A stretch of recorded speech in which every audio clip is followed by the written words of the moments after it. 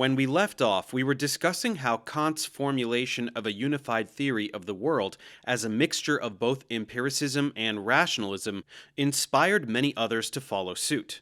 Johann Fichte and Friedrich Schiller later organized and systematized Kant's writings and developed his theory further into what would become true idealism. Fichte defined idealism as a widespread school of thought, and besides organizing Kant, he proposed new ideas that would influence other authors, introducing, for example, the model of dialectic that Hegel based most of his work upon, and also a systemic rigor which would characterize most idealistic theories. Though a great admirer of Kant, going so far as praising his theory as the first system of human freedom, like others of his time, he worked on what he called the spirit of Kant's theory, while not so committed to his actual words. Freedom was key for his theory, which, like Berkeley, proposed that to identify oneself as a rational agent, one must do so and be identified by rational others through an interrelationship with one's own freedom and that of others. Though highly criticized by his peers and successors, the intersubjective aspect of his theory survived in Hegel's master-slave kind of dialectic, which we will examine later.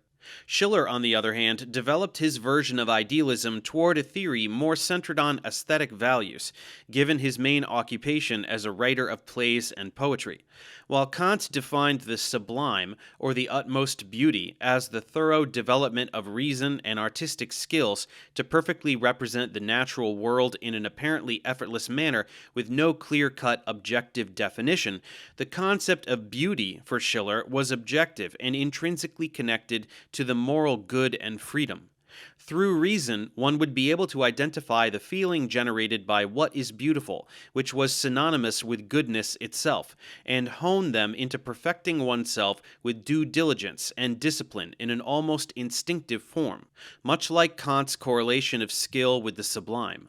For Schiller, the sublime related to the common theme of freedom in idealist thinkers, having major importance in his work in an analogous manner to Kant's autonomy, as the struggle to overcome primal, animal instincts toward even self-sacrifice in the name of principles.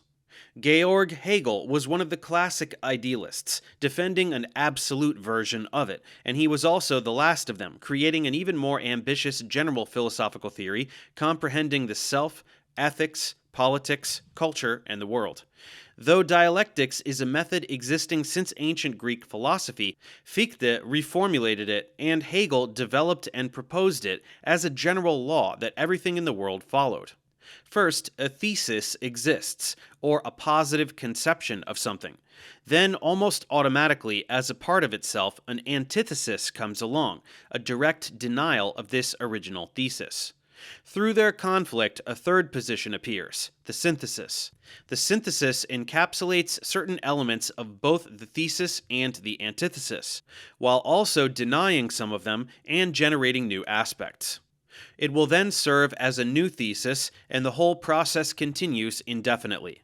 The master-slave dialectic was an example of an application of this method, where a slave master and one of their slaves debate on their identity. Both are only what they are called, given how one is contrasted with the other, for if there was no slave, there would be no master, and vice versa, demonstrating the relationship between theses and antitheses.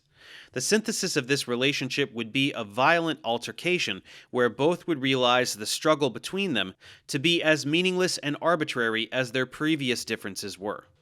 All of this may sound a little abstract, but that's because it is. Hegel thought everything from our personal identity to the culture of the world was bound to these cycles. Whatever exists and what has the potential to exist, what he calls the absolute, coining his brand of idealism. This is reflected in his famous concept of Zeitgeist, or spirit of time in German, with spirit meaning the amalgam of ideas, practices, and beliefs of a culture or cultures, which compose the entirety of knowledge in the world as an abstract mind, and not an actual metaphysical spirit, much like with the expression, in the spirit of sportsmanship, rather than a soul or anything of the like.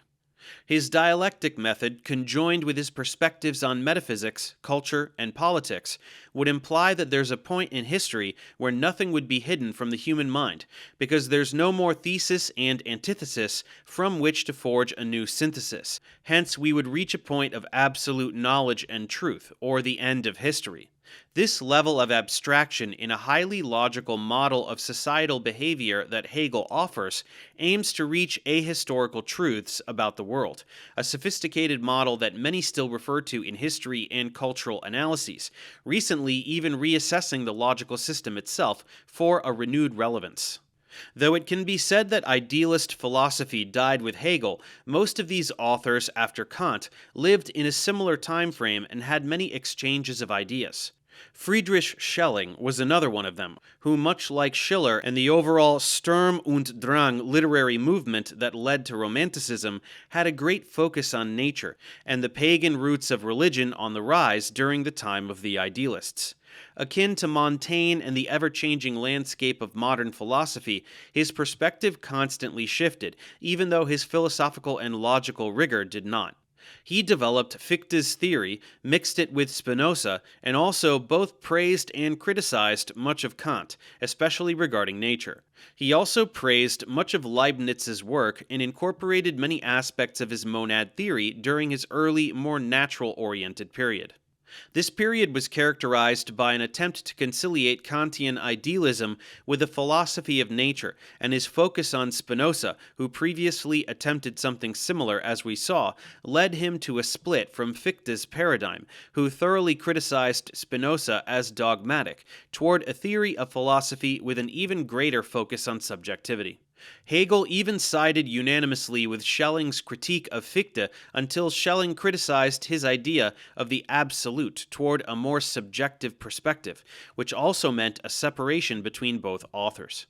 This led to a reclusive 40-year period, where only the death of his beloved wife led him to write on the immortality of the soul, to work on some of Hegel's criticism, and develop a theory of freedom where only with the possibility of doing both good and evil acts, both different aspects of our nature, we truly had the autonomy of action. This culminated in his later life, dissatisfied with academy, but with aspirations for a major, impactful work that never came to fruition, except for its first part on philosophy and religious themes.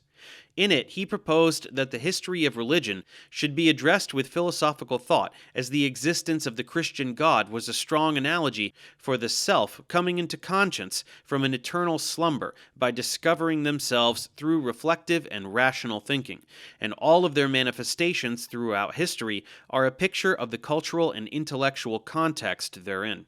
Though varied in many ways, Schelling's writing influenced many of his young contemporaries, such as Engels, Kierkegaard, and Bakunin, and idealism itself as a whole is still widely referenced in all areas of philosophy for all their conceptual developments and philosophical revolutions. In the next tutorial, we'll take a brief look into political philosophy during the modern era, which interconnected with many of the previous theories, perspectives, and developments that are still relevant to this day. Thanks for watching. Subscribe to my channel for more tutorials. Support me on Patreon so I can keep making content. And as always, feel free to email me, ProfessorDaveExplains@gmail.com.